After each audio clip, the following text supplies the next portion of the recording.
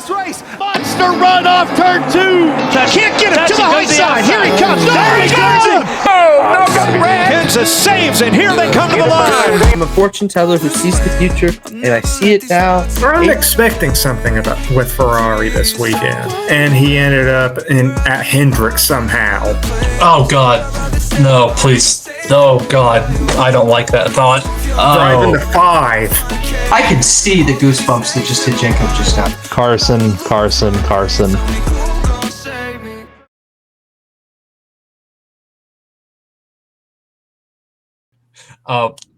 Moving on, this past weekend, Alex Palou has clinched his second NTT IndyCar Series Championship at Portland. But the kicker is, they still have one race left. It was the first time since 2007 that an IndyCar driver has clinched a series championship with one race left. Do you guys know who the last driver to do it was? Because I do. Let me think. Don't tell me. Is it Dixon? This is a Chris question. It is not Dixon, surprisingly. He won it in 08. No. Yeah, okay. I got nothing. Sebastian Bourdais. Now, was that CART or IRL? I think it was CART.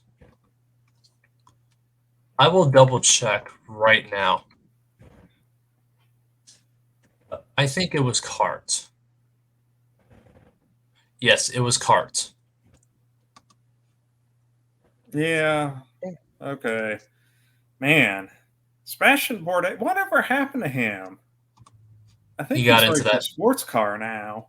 He's racing sports cars, but he got into that bad crash at Indy in 2017 and really hasn't been the same since. I remember that. And I think he's pretty much retired from IndyCar. Mm-hmm. Mm-hmm. Speaking of French guys, Pagenaud is still hurt. He's still out, and he's going to be out for the rest of the season. And Tom Blomqvist is taking his place, which, I was actually kind of impressed with him. Sports car driver coming in and just taking over. Yeah, open wheel. You don't really see those guys typically do all that great. It's kind of a coin toss with some of those guys. But going back on track, yes, Palou, second championship in the last 3 seasons. Very impressive drive for the young man. He's kind of just come alive all of a sudden. Was down and out of it the first quarter of the season. Really wasn't making that much noise. But after Indy, I want to say, he was hustling. He won 3 out of 4 races after Indy. Sounds about right. Yeah, Chris Buescher. Well, and even out of that 3 out of 4, I think he finished second or third in the Indy 500, and that was the one race he didn't win in that 4-race stretch. I think that's exactly what it is. And then at the end of it, I think he finished 4th at Toronto. I mean, he was just on a tear, an absolute tear for a while. And I know I had said he just needed to do enough to win, but I mean, damn it, he went out and just outright took it on a day where some of his competitors didn't have their best running, and he took advantage of that. Yeah, that's what sets him aside too. He kind of reminds me of Max Verstappen a little bit, but a Max Verstappen that's a little bit more, I guess, friendlier with drivers. He's a more likable personality. You said it, not me. Ooh. I'm just being honest. Just being honest. Okay, so Palou won 4 out of 5. The only one he did not win was the Indianapolis 500. So he won the Grand Prix of Indianapolis, Detroit, Road America, and Mid-Ohio. Where did he finish at Toronto the following week? Toronto, let's see. Even when he wasn't winning, he was finishing high. I mean, he was finishing Toronto, very well. Toronto, know he finished because it was second. on Peacock. Toronto, he Toronto, finished second. Trying to get the results for Indy, but it is not pulling up. I think he finished in the top 5, if I remember correctly. What a crazy stretch, and then he kind of obviously like he didn't. I'm not gonna say he fell off, but he wasn't winning winning a lot. I guess through the last 5 races. Yeah, he went a little quiet, but he showed up really when it mattered. And obviously, we've seen Scott Dixon win the last 2 races, and Palou obviously took offense to that and took offense to how close Dixon was getting, and said, "You know what? I'll just go ahead and wrap it up here." Speaking of cold streaks, Joseph Newgarden, he crashed in practice, and then he crashed at Gateway and Indy. And he just wasn't there this week. No. Ever since his sweep of what was it, Iowa? Yeah. Ever since winning the double there, he has not been the same. Wonder what happened there. Maybe it's just one of those things, though. Bad luck. He didn't seem too bothered by it. Obviously he's bothered. He doesn't have a shot at the championship, but he seemed excited to get out there for next year. Mm-hmm. And honestly, I think to him, it's just one of those things that, sometimes some years it's your year and some years it's not. They said it perfectly on the broadcast. This year's been Alex Palou's year. I mean, he was going to have to be borderline perfect to be Alex Palou at the end of this season anyways. Mm-hmm. So, I mean, it's a tough end of the season for Joseph Newgarden, but he had a lot of positivity in his interview yesterday. So there's some hope there, definitely, for Joseph Newgarden fans. He's going to win another championship for sure. Yeah, keep in mind, he walked away with a successful season this year. He finished 3rd in points. He's an Indy 500. He won the Indy 500. I mean, there's a lot of success for him this year to look back on. And obviously the last 3 weeks weren't, perfect, but I think that there's a lot that they can build off of and so he can get another championship next year. Yeah, I think it'll be between him and Ericsson. I think Andretti will be a lot better next year. I just got a hunch. Okay. That Andretti will be a lot better. And I believe that he has a couple of championships left in him. Yeah. And the thing, I've said it before, and the thing I always liked about Joseph Newgarden is his attitude and personality. He does have a champion's attitude and personality. He doesn't let anything get to him. He's just generally mentally tough. And he has a dad bod. Just like Tony Stewart back when he was racing. I don't know about that one. He doesn't have as good of a mullet that Smoke had back in the day. Yeah, the Tony mullet of 2008 will forever live in my head. But anyway, he's got a lot left in him, and it's a shame that he never tried F1 too. And another way we could say it's a blessing too. Alex Palou, he's a 2-time IndyCar champ. Yes. Chris, does he become a 3-time IndyCar champ sometime? I think he becomes at least 6-time. Okay. Well, at the rate he's going, he'll. How old is Palou? He's like only 25, 26. I don't think he's that old. I think it's like 23. He's 26. Oh. Okay. There's no way he's as old as me. At the rate that he's going, he will become the next 7-time champion.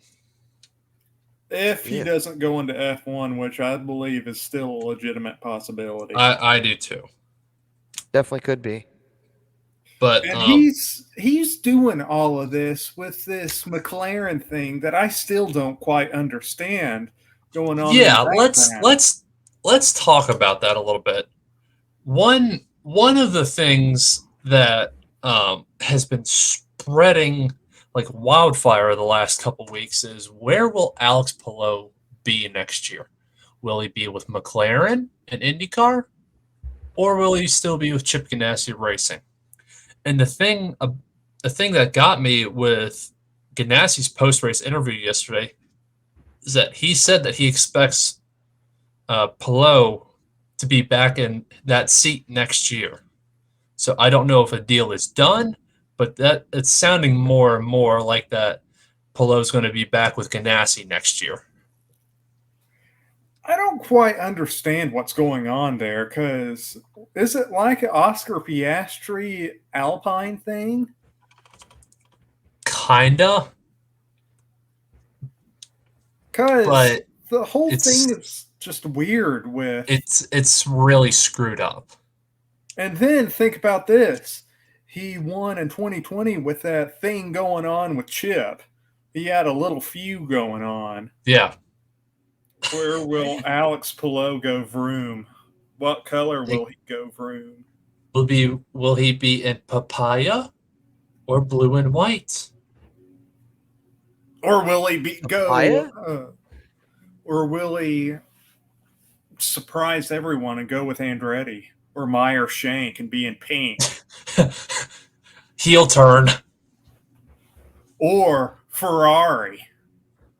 I don't think Palou wants to suffer as much as McLaren Sainz is right now. Did you see the smile on his face yesterday? Why do you want to take that away from the man? Exactly. I don't think he's that masochistic. Although he is masochistic enough to want to go into F1. Yeah. Honestly, I think he stays with Chip. I really do. I want to know what when the interview when they got into the in the victory lane, Chip walked up to him. They had a little small conversation, and then they did the whole celebration. But then they went back to each other and hugged and everything as if they didn't celebrate prior. And I'm curious as to what they said because there was no smiles when they were talking. It might not have been nothing. It might have just been a congratulations. But I am slightly curious as to what they said there. That one kind of like I was like, oh, interesting. Just mainly because of the fact that this thing has been so big that he's rolling into victory lane for his second championship, and they're too busy talking about where the hell he's going to race next year. Like it's a big deal. Where is the champion going to? I mean, how often is the champion just kind of? We don't know. I don't know if this is going to be interesting to see where he goes. But honestly, I think he stays with Chip. But like I said, I'd like to know what was said when he first pulled into victory lane there. It shouldn't even be a conversation, really, because I assume Chip is doing everything he can to keep him. But still, it's like, well, no, never mind. It's not like that. I was going to say it's like Wayne Gretzky being in the free agency, but no, it's not like that. I don't know about that. If you guys are wondering what smile we were talking about earlier, hold on, let me see. How can I do this? This is the one. This is the one. Yeah. Okay. You want to take that away from the man tomorrow, or you want to take that away from him by sending him to Ferrari? Exactly. Or F1 in general. Right? Yeah, when was the last time any F1 driver other than Max Verstappen smiled like that? He doesn't really smile all that much. No, he doesn't even care that he would. He just goes, I guess it's been a good race. Yeah. It's another Sunday for their team, you know? Mm-hmm. No, I'm glad we had another win. It was another good race. That's Swedish, not Dutch. That's close enough. They're both European. Okay, that's fair. So speaking of drivers moving around, we talked about Linus Lundqvist a little while earlier. Marcus Ericsson to Andretti. Roman Grosjean, he is confirmed that he's not returning to Andretti after this season. Where do we think he's going to go? Is he going to stay in IndyCar, or has he confirmed that? I don't know. All he has said as of, I think it was Saturday, is that he has confirmed that he's not returning to Andretti after this season. Yeah, who knows, really? I could see him. Has he had enough of IndyCar? Which I hope not, because he still has potential. I think if he would have won that St. Petersburg or even Long Beach, we'd be having a completely different conversation right now. But I think there's a good chance that he'll stay. I think that another team will pick him up. Well, where would he Who go? picks him up is the question. Yeah. Now, let's see. Does Meyer Shank have a seat opening up? I don't think so, because they signed Bloomquist to replace Elio next year. But if Pagano doesn't come back from, I guess, the concussion-like symptoms, maybe that seat would be open. But like I said, I would expect Pagano to return next year. And then there's Connor Daly too, and Ryan Hunter-Ray. I can see Ryan Hunter-Ray getting a seat back. There's just so much that's going on, and the season ends next week. It's off season's already started. Silly season's going crazy. But I think Ryan Hunter-Ray's pretty much retired, but I can see him unretiring and getting a seat because he's been good. Yeah, he did what race did he do earlier this year? It wasn't Indy. I think it was for he took over for Connor Daly. That's right. That's right. And he raced this past weekend too, I believe. And he did pretty well. Okay. Because I remember, obviously, he did. Oops, apologize for that noise. I dropped my phone. I was looking up Brian Hunter-Ray stats. Anyway, because he did do the SRX series this year. Some of the SRX races. So, but I mean, yeah, Hunter-Ray's been in the game for a long time. So, but he's, like we said, he's pretty much retired at this rate. But at the same time, he's been good. So I could see him a seat opening up for him. Now, what team was Connor Daly racing for? Ed Carpenter Racing. Yeah, that's right. Maybe Grosjean could go to Ed Carpenter. Maybe. Because they haven't confirmed a full-time driver for next year, have they? I don't reckon. You think he tries NASCAR at some point? Who, Connor Daly? No, Roman Grosjean. Project 91? No, I don't think Grosjean would. I don't know if that would go over well either. A French ex-F1 guy doing NASCAR. I don't think he would.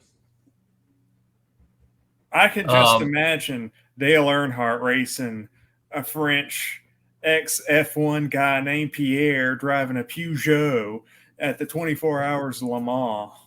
Well, there's our Earnhardt reference for the episode. Can't even get through one episode. Nope. Good old Dale. But who knows where he's going to end up? He's at least, I believe, going to get a seat in sports car. I think he stays in IndyCar, though. I agree. I think he stays in IndyCar. He'll find a home there somewhere, but just a matter of where. So, looking on the race results from yesterday for Portland, Ryan Hunter-Ray finished P21. Well, he had his moments there. I noticed him on the broadcast. So, I've still been impressed with him despite his finishing position. And then, I can't think of his name, even though I'm staring right at it. Rahal. Golly gee. Rahal fell off a cliff yesterday. After he qualified on pole again, I thought he was going to do something. I really did. 21 laps. He fell off midway. And he was grumpy again on the radio. I wonder if that could be part of his problem. He's getting where he's very flustered. Well, I mean, qualify on pole, you expect to do well. You expect at least to be in the top 10. Yeah, and this is twice in the last 3 races that Rahal's been on pole. But still, I think he gets in. Excuse me. I think he gets into his own head a lot too. Oh, I would assume so. And it's understandable because he hasn't won since 2018, I believe, and he's been so close a few times. Yep. And things just haven't gone his way. Now, what do y'all make about Linus Lundqvist going to a top team? I think it's a big jump. I think he's been doing good, but it's still a huge jump for him. And do y'all think Marcus Ericsson will do better at Andretti? No. I think I said it a few weeks ago. I don't think he'll do better. I know you have some high hopes, but I mean I don't. I see it as a step down for him right now. Mm-hmm. I mean, I see it as a step sideways. And I wonder what the reasoning with him and with Andretti and Ganassi was for yawning for him leaving Ganassi. I wonder if it was on his own terms. I wonder if he demanded too much from Chip or what.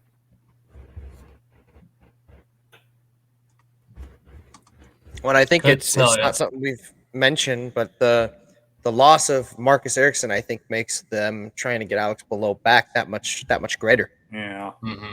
And it makes that so much of a bigger deal. And so I think, like, because he's not going to be back, I think that, yeah, you can lean even more towards the fact that Palou is going to be with Chip next year, because damn sure I don't think Chip's going to want to lose both of them in the same year. That would not go over well, and that team would struggle for a little while. That would be a major loss. It's already a major loss losing Ericsson.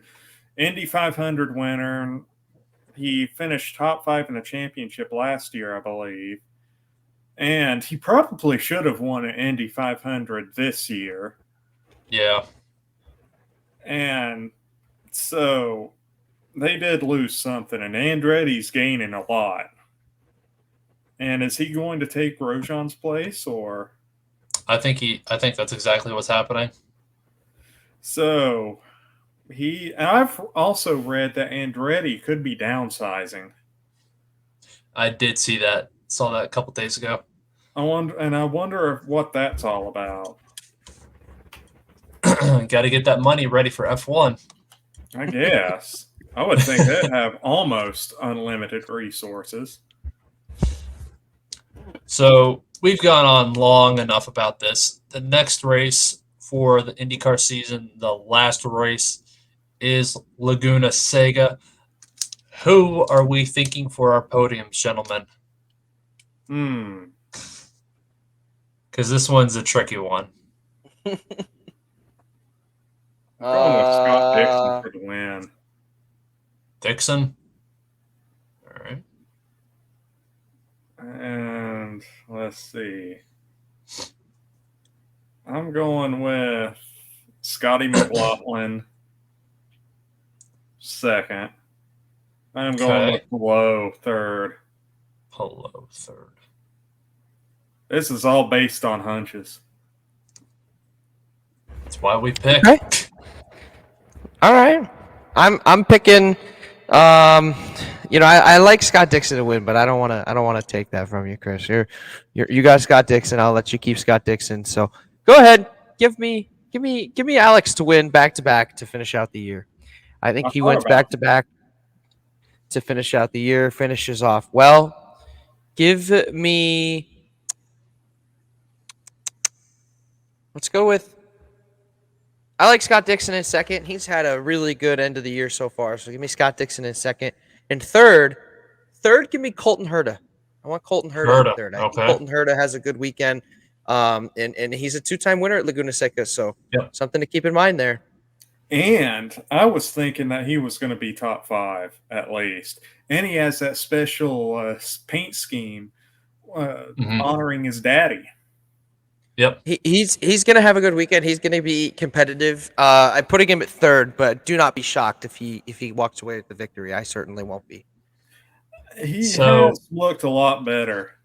And they were highlighting too about what I liked, Brian Herta and his genius strategy calls, which I didn't really realize he won those Indy 500s. But anyways, Jake, what are your picks?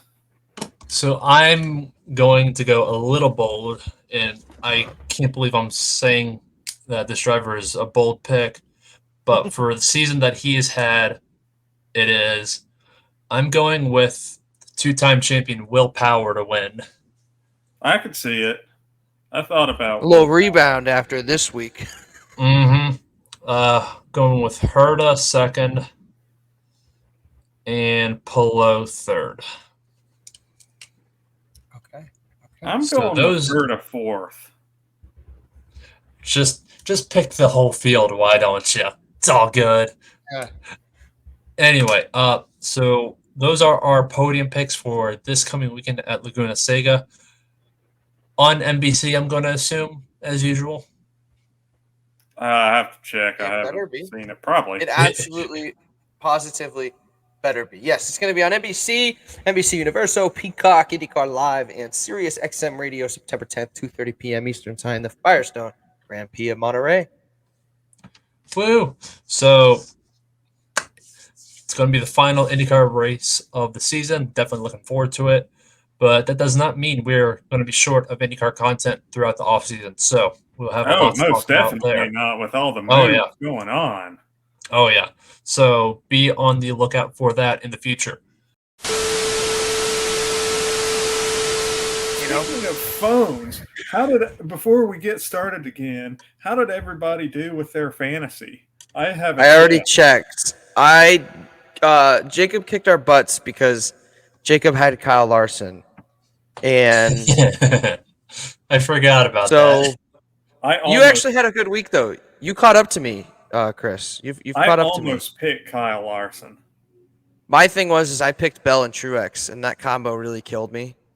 But I had Byron, Chastain, Hamlin, and Wallace, and they all did, decent. But yeah, I mean, Chris, you had Buescher who did 36, Busch had 31, Byron 39, Hamlin 32, Keselowski 38. So they all did just slightly better. So you definitely closed the gap. But Jacob is, we're gonna have a hell of a time trying to catch up to Jacob here, down 80 points.